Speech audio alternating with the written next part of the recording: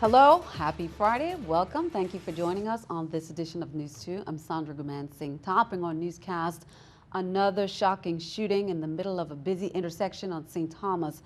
A firefighter was gunned down in front of his job, and now the police are searching for a suspect. This comes while the territory is still reeling from the deaths of two VIPD officers on St. Croix. News 2's April Knight has more.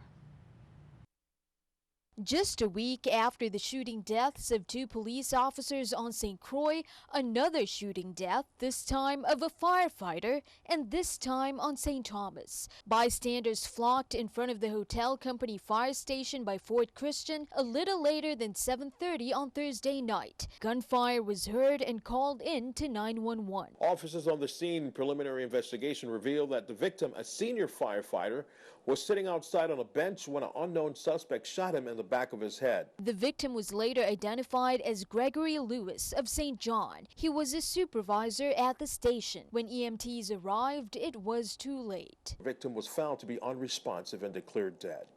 There is no suspect at this time. Taxi operator and former firefighter Bruce Flamone was a block away when he heard the commotion. The police were there, the ambulance, and the body was still out. In the crime scene, people were there, and I was told that they were looking for a suspect, a black male, and possibly in a black vehicle, a van-type vehicle. He said there were still quite a number of people in that busy intersection around the time the shooting occurred. And there was a lot of pedestrians walking around. You know, the food truck is still open in that area. This was about 7:30, so you still had vendors packing up. Lewis's shooting death is the 43rd homicide in the territory so far this year. Since January, there have been 26 homicides on St. Thomas alone, 16 on St. Croix, and 1 on St. John. Police are asking the community for any information to help them solve the crime. Reporting for News 2, I'm April Knight. Now, if you have any information on this shooting, you can call the Criminal Investigation Task Force at 340-774-2211, 911, or Crime Stoppers at 1-800-222-8477. In other news, after a 911 emergency call about a fire at the Bavoni landfill on Wednesday around 6:35 p.m., both units from the Lima Company Fire Station responded to fire service personnel. They witnessed heavy dark smoke coming from the piles of rubbish on the landfill. Additional units and manpower from the Echo Company Fire Station were ordered to the scene. Fire service, in conjunction with A9 personnel, confined the fire, and within an hour the fire was extinguished and fire service personnel conducted their overhaul operations of the fire scene as A9 heavy equipment was used to clear debris for any signs of hidden fires and hotspots. Property and procurement employees will soon join the thousands of Virgin Island government workers awarded raises authorized by Governor Kenneth Mapp. The Office of Management and Budget and the Division of Personnel have finalized the necessary paperwork and ensured that funds are available. Raises are technically effective January 1st, 2016, and all employees will receive lump sum payments retroactive. Salary hikes were somewhat delayed. About 1/3 of all PMP employees would receive pay raises before the close of the territory's fiscal year on September 30th, 2016. Well, after some delay, St. Thomas taxi operators finally got together on Thursday evening in a town hall meeting organized by Senator Marvin Blyden. A lot of concerns were discussed, including some changes that seem to be inevitable as technology evolves, as well as some old issues among the taxi associations themselves. News2's April Knight has more. The taxi operators of St. Thomas are trying to thrive in changing times. They raised their more urgent concerns at a town hall meeting with Senator Marvin Blyden on Thursday. One major change they need to consider is the use of credit card machines. Those have been widely used in the mainland but practically non-existent in the territory. But according to taxi drivers, credit cards mean surcharges that they may need to pass on to their customers. issues. Anybody that uses a credit card, whether they use it at a gas station in the States or wherever, then automatic it's a 3% charge or 3% whatever, 3 cents or whatever the cost may be by using credit card versus cash. We have to have a fixed surcharge so the customer understands that surcharge. Another looming dilemma is Uber, an online transportation company that allows commuters to hail a cab via an app on their phone. While Uber is far from taking over in the Virgin Islands, some taxi operators say they're already starting here. Uber is a gypsy taxi business. A fancy gypsy taxi is all you want to put it. But some of the issues raised on Thursday are long-standing, including the territorial tension that can sometimes arise from taxi operators angling for clients outside of their turf. But what we can do, if you would work with the presidents and the heads of all the taxi operations to do more policing internally. Internally, we can do this policing that can solve some of our problems. At the meeting, taxi operators were also informed that they might get health insurance from private companies identified by Senator Blyden. Reporting for News 2, I'm April Knight. The number of new Zika cases in the territory stands at 28, and most of them on St. Thomas, slightly down from last week at 26. St. Croix had 2 new cases and St. John none. The VI Health Department reports 28 new cases. The territorial count is now at 143. To date, St. Thomas has 116 confirmed cases, St. Croix 25 and St. John 2. There are 603 suspected cases. There are 16 cases of pregnant women with the virus, 7 presumptive and 9 confirmed. Well, it's an opportunity for you to get some more information, get questions answered, and learn more about what can help you fight the bite. Don't forget to join the Department of Health for Zika Action Days as part of the continuing effort to educate the public. The department, in collaboration with CDC and Walgreens Pharmacy, will be hosting that on St. Croix. It's Friday, August 26th at the Christiansted Fort Park, and St. Thomas, August 27th at Walgreens Pharmacy location.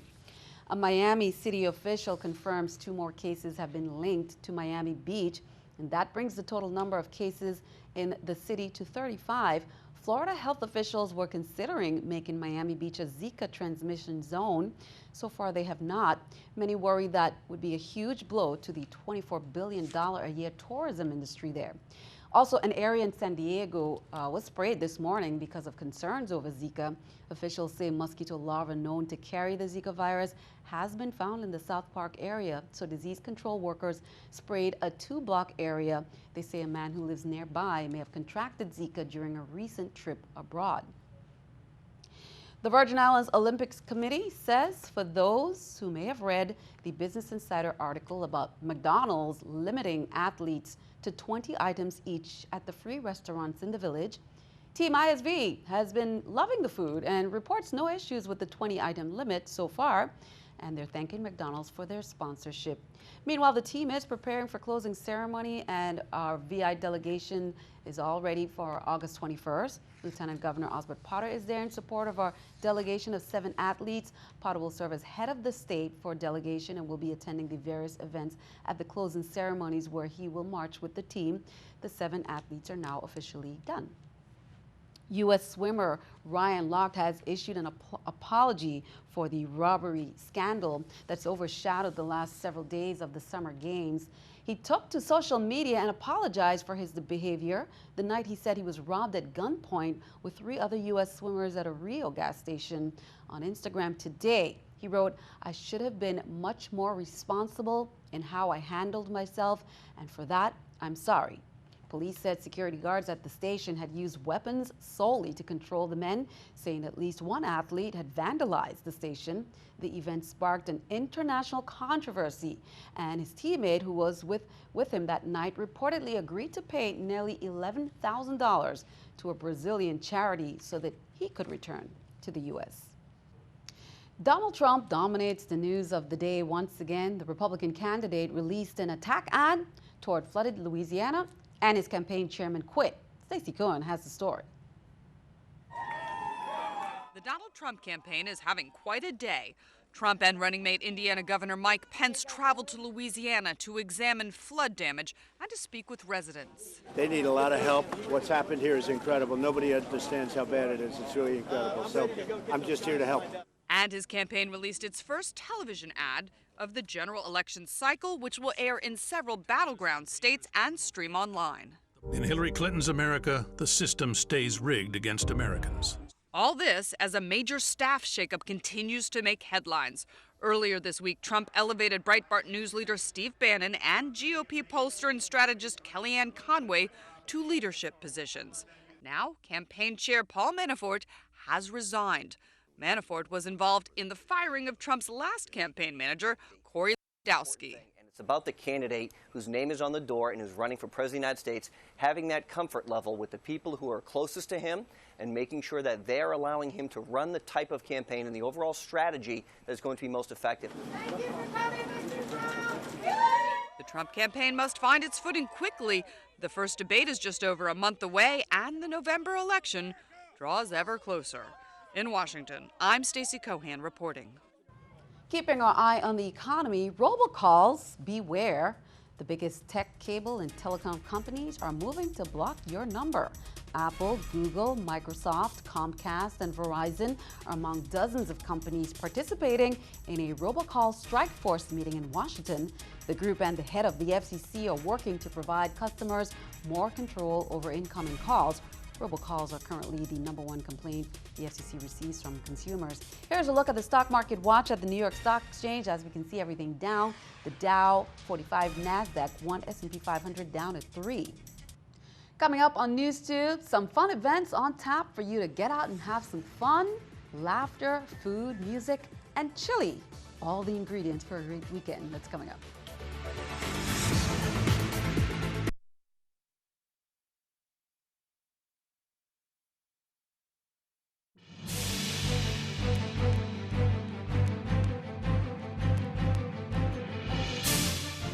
Welcome back. As we reported, complaints from St. Thomas West End residents prompted the Virgin Islands Waste Management Authority to temporarily reopen its Black Point Hill bin site. Now, we have the specific date. According to the authority, the Black Point site will be open starting tomorrow, Saturday, August 20th. According to Waste Management, with the assistance of St. Thomas Administrator Merwin Potter and the Department of Public Works, they're addressing some road traffic safety and operational safety concerns. When Black Point reopens on Saturday, the Cancrine bin sites will resume its original 2-bin collection service instead of 4 bins.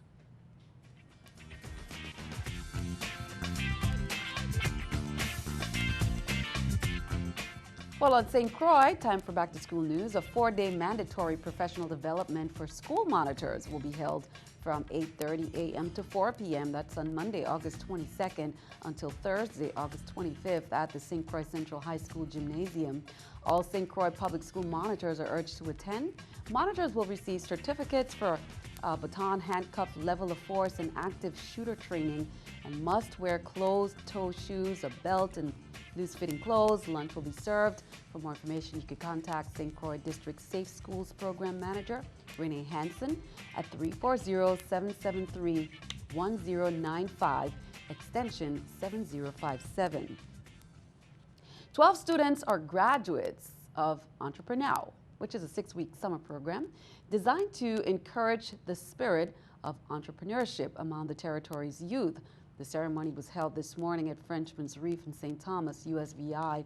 Entrepreneur, the brainchild of the Enterprise Zone Commission, was created in partnership with the Office of the Territorial Public Defender of the USVI and the local nonprofit organization Youth Arise for young men between ages 15 to 19 years old. Here's more. We all have a strong interest in supporting the youth of this territory.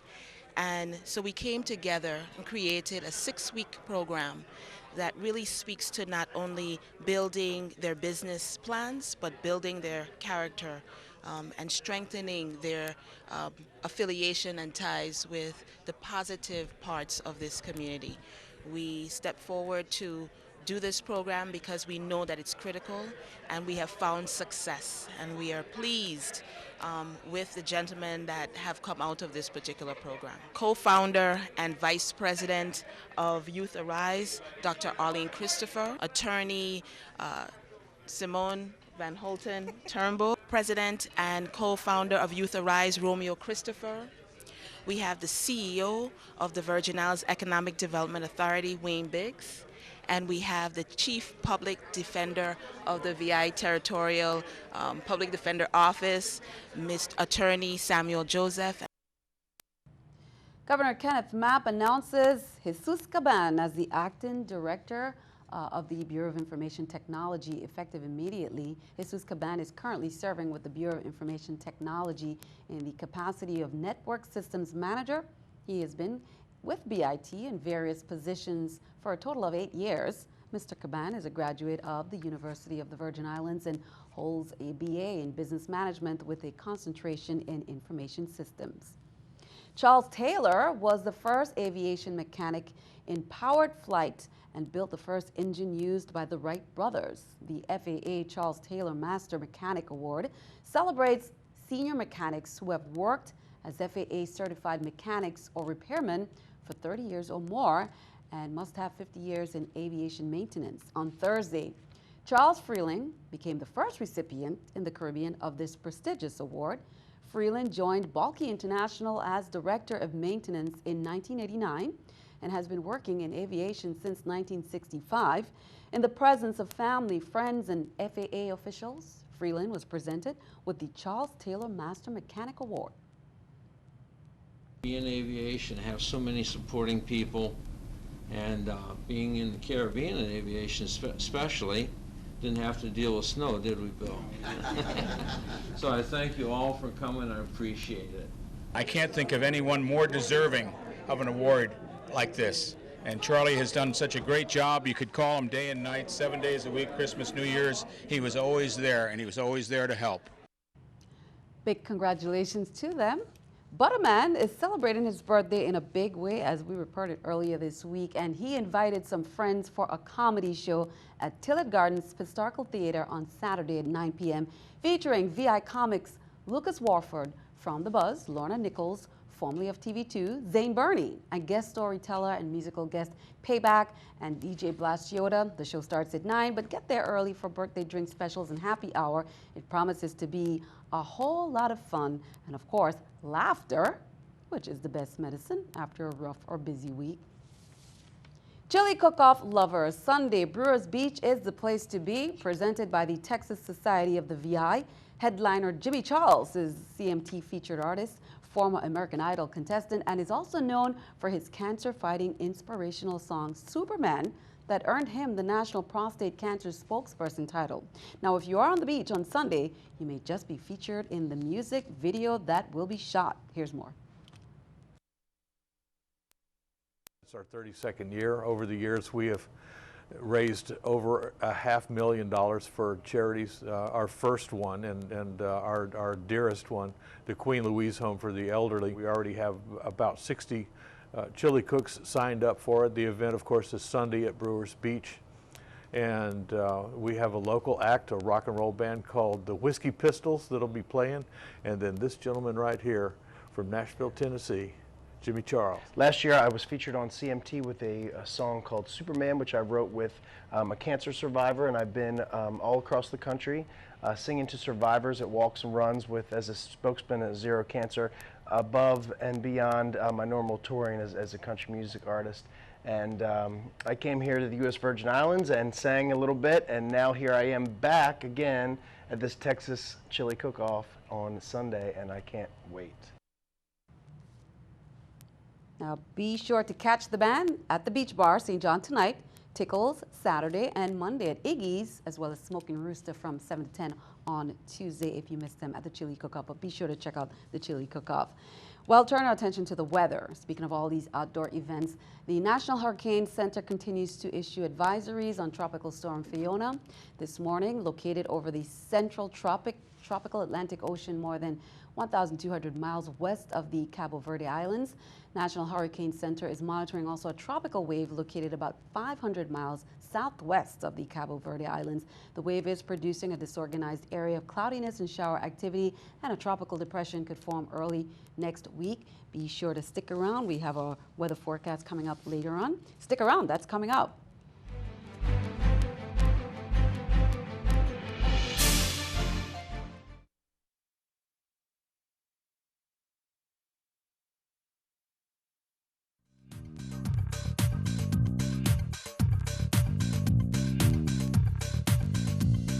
Nice and quiet weather conditions across the Virgin Islands as we wrap up the day today, wrapping up the work week. Many folks excited. It is the weekend. Good evening to you folks out here as we check out the weather conditions. What's in store on this Friday night? Notice out toward the east. We've been talking about this tropical system Fiona remaining well off to the east, so not getting impacted by this system whatsoever around the Virgin Islands. We're actually getting a push of dry air today, and that trend will continue into the weekend. So focusing in this general area, notice not a whole lot going on, not a lot of precipitation throughout this general area. If we do see something, it will be some spotty showers in the vicinity, but I do put the emphasis on spotty. We're not talking about anything too widespread. As we head into next week, and I have to say midweek, latter half of next week, we are concerned for another system that could potentially brew up here in the Caribbean. But first, checking out what's in store for tonight, mainly clear skies. On the humid side, though, temperatures will be mild in the 80s as we wrap things up for tomorrow. St. John's, the first part of the weekend, we're looking fine. Partly sunny skies, quiet. Temperatures will be at 91 degrees. Very similar here in St. Thomas with a high of 91 here as well. A mix of sun and clouds, and unfortunately, it's going to be a bit steamy. So you factor in the humidity, expect it to feel a bit worse out there. Pretty muggy weather conditions this weekend. 91 in St. Croix under partial sunshine.